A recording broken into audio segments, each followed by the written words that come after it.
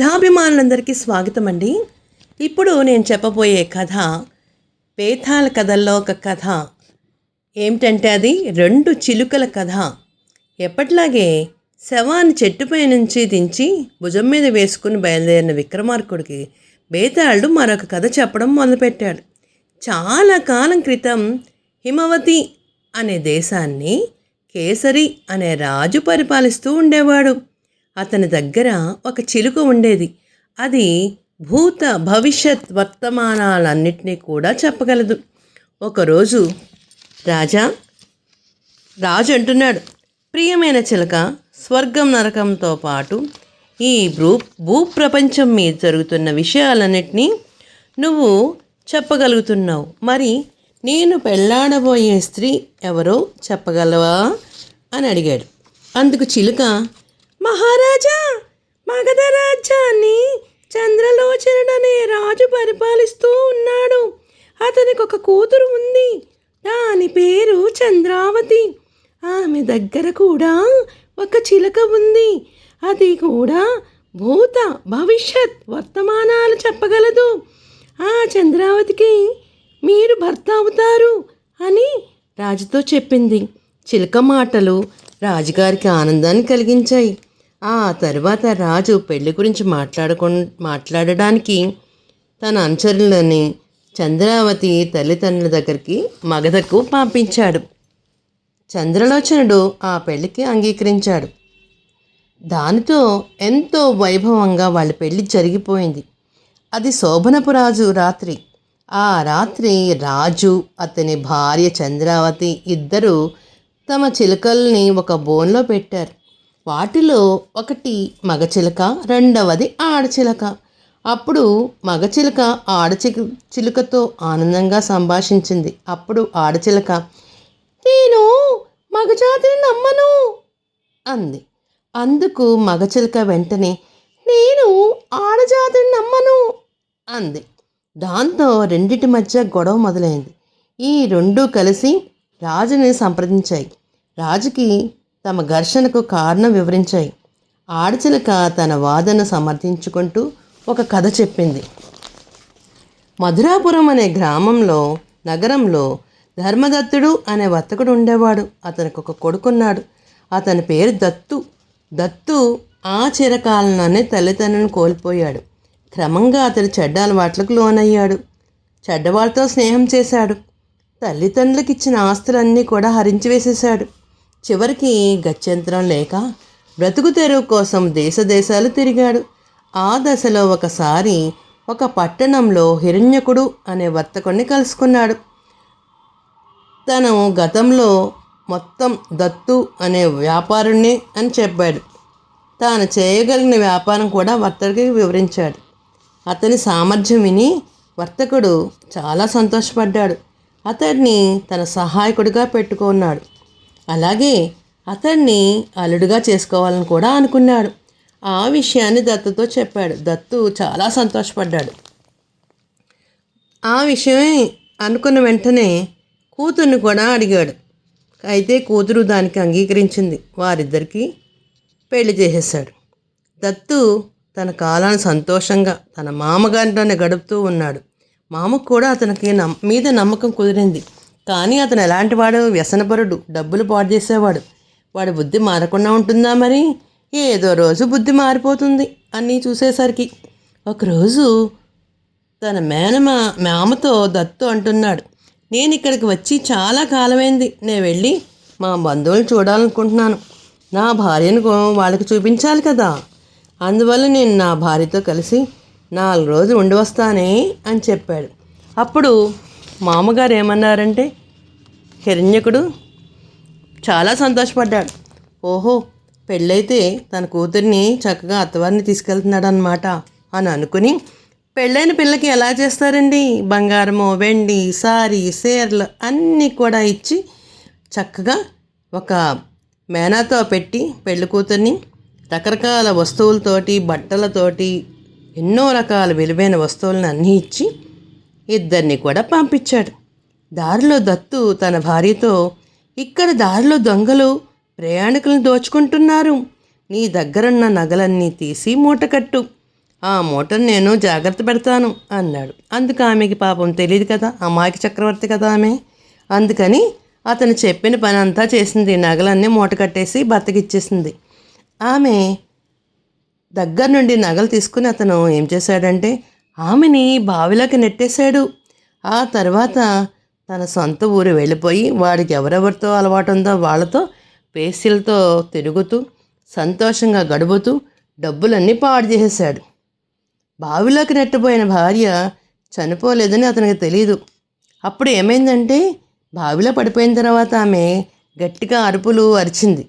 అప్పుడు అలా అరవడంతోనే ఆమె కేకలు వేయడంతో ఆ దారిలో పోతున్న కొంతమంది మనుషులు కేకలు విని ఆమెను బయటికి తీసి కాపాడారు. ఆ తర్వాత ఆమెను తన తండ్రి దగ్గరకు పంపారు. తండ్రి దత్తు గురించి అడిగితే ఆమె ఏం చెప్పిందో తెలుసా? తమను దొంగలు దోచుకున్నారని, తన భర్తను కూడా దొంగలు తీసుకుపోయారని చెప్పింది. అంతేకాని తన భర్త తను చంపేశాడని చెప్పలా. భర్త ఎప్పటికైనా తిరిగి వస్తాడని ఆశతో ఆమె ఏం చేసిందంటే అలాగే తండ్రి దగ్గర అలా ఉండిపోయింది. అందుకనే అలా చెప్పింది, నిజం మాత్రం చెప్పలేదు. దత్తు తన దగ్గర ఉన్న డబ్బులు బంగారము అన్నీ వేసుల కోసం ఖర్చు పెట్టేశాడు. వాళ్ళు ఏం చేస్తారు, వేసులు ఉన్న డబ్బులన్నీ లాగించేస్తారు. మళ్ళీ ఏమీ లేనిగా తయారైపోయాడు, ఒక బికారుడులా అయిపోయాడు. ఇంకా గత్యంతరం లేక తిరిగి భార్య ఇంటికి వెళ్ళాలనుకున్నాడు. తన భార్య జబ్బు చేసి చచ్చిపోయిందని తల్లిదండ్రులకి చెప్దామని అబద్ధం చెప్దామనుకున్నాడు. అటువంటి దుష్ట ఆలోచన ఏదో ఆలోచన పెట్టుకుని మా అమ్మగారింటికి బయలుదేరాడు. ఇంటికి వెళ్ళగానే గుమ్మంలోనే తన భార్య చూసింది. ఆ భార్యను చూడగానే అతను పారిపోబోయాడు. అతన్ని భార్య పట్టుకుని ఆపి ఇలా అంది, దయచేసి వెళ్ళకండి. జరిగిన సంగతులేవి మా ఇంట్లో ఎవ్వరికీ నేను చెప్పలేదు. మిమ్మల్ని దొంగలు బంధించి తీసుకుపోయారని చెప్పాను.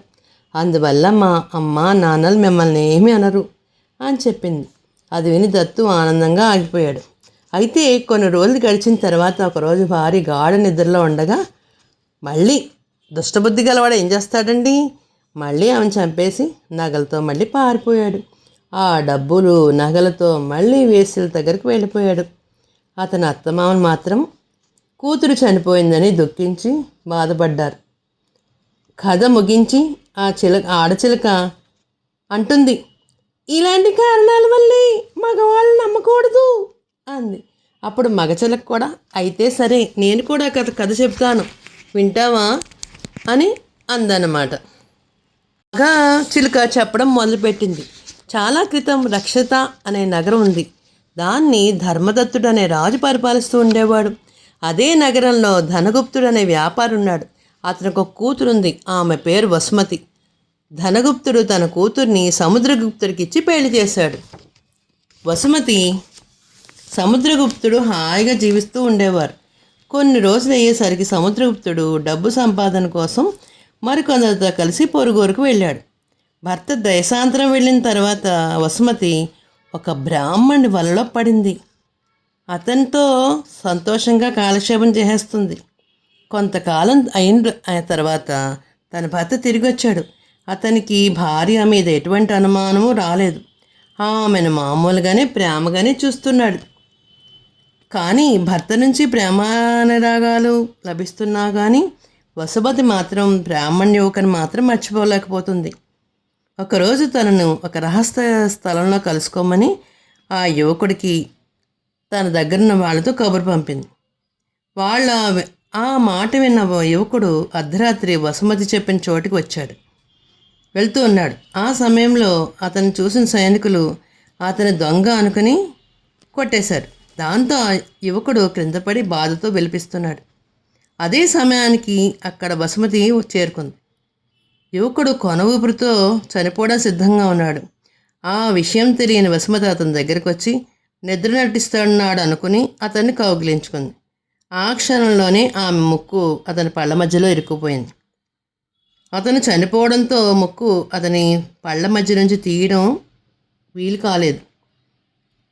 బలంగా లాగడంతో ముక్కు తెగిపోయింది. అతని పళ్ళ మధ్యలోనే ఉండిపోయింది. ముఖం మీద గుడ్డ కప్పుకొని ఆమె ఇంటికి వచ్చింది. తన ముక్కును భర్త కత్తిరించాడని ఇంట్లో అందరికీ చెప్పేసింది. ఆ మాటలు విన్న భర్త ఆశ్చర్యపోయాడు. ఇరుగు పొరుగు వాళ్ళు కూడా అతను తిట్టి రాజు దగ్గరికి తీసుకెళ్లారు. వాళ్ళు ఆ మాటలు నమ్మిన రాజు అతన్ని జైల్లో పెట్టించాడు.